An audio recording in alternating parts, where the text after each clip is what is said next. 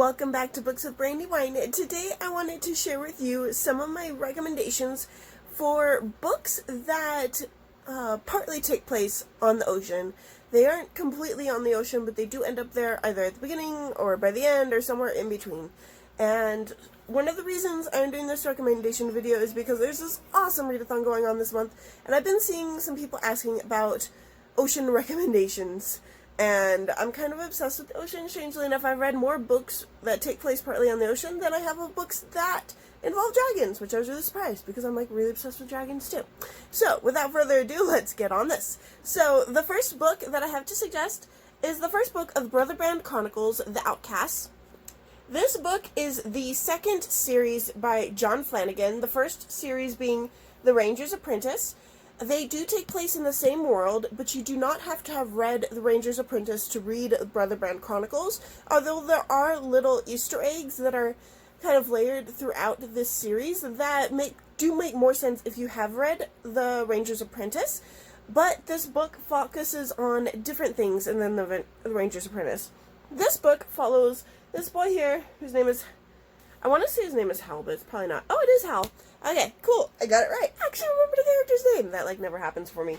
So anyway, Hal is part Scandian, part Aurelian, and that is kind of a bad thing where he's from, because the Scandians are pretty much Vikings, and the it is Aurelian, I'm pretty sure that's how you pronounce it, were slaves that they had captured from another country.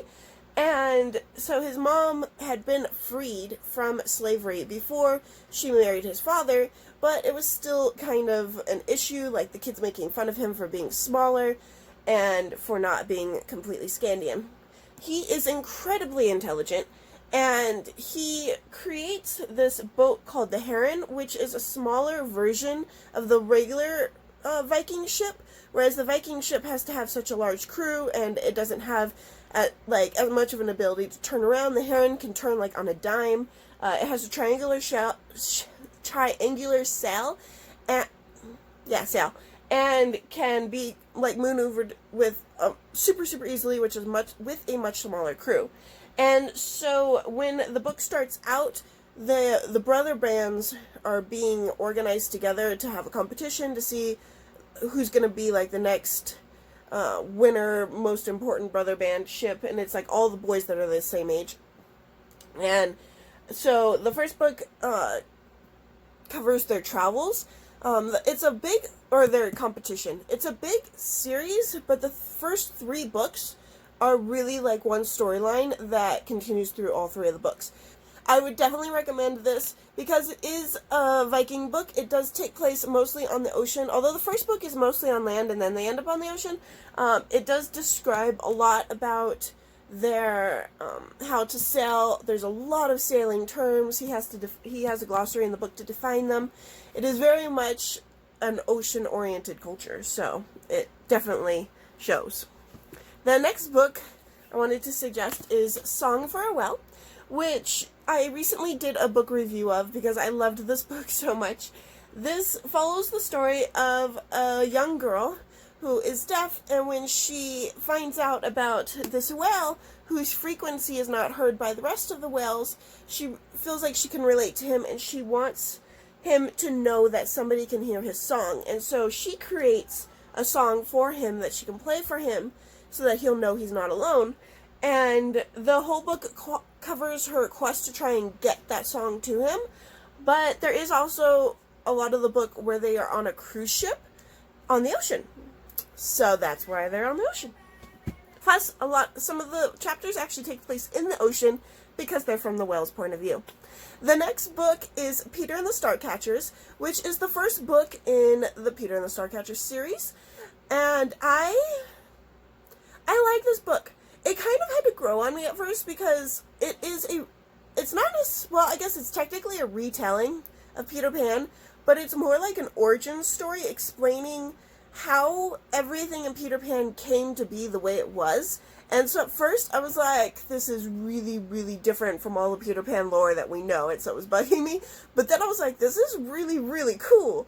And so, like, they explain, like, how Tinkerbell got created, how the mermaids got created, how the ship ended up on the island. It does start out with Peter and the rest of the orphans who become the Lost Boys, being orphans on this ship that is sailing through the ocean. And so that's where the ocean part comes in.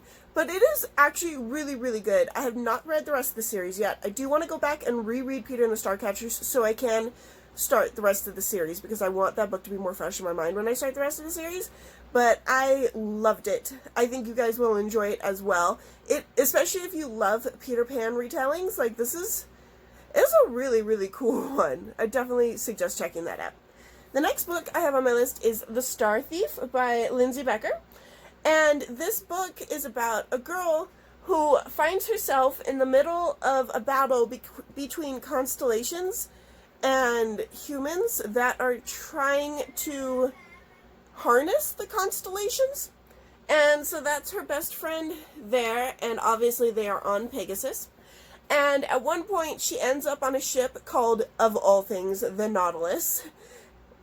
And so she does end up on the ocean on a cool ship that is like steam powered, I think, and like super, super futuristic.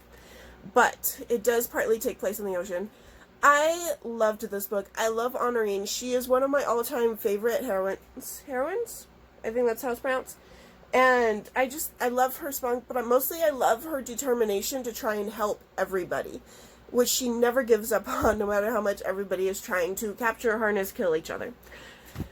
One book that I wanted to give honorary mention, because I have not read it yet, so I don't know how awesome it is, but I'm really, really, really looking forward to reading it, is the Viper from Isles of Storm and Sorrow trilogy. This is the first book. It is not available in the United States, so if you do get it, you have to get it from a UK site, such as Amazon UK, or I think someone said it's on Book Outlet as well.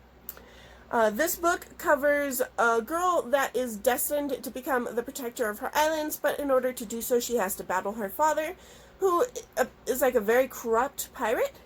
And so it says that it is a new fantasy trilogy set on the high seas.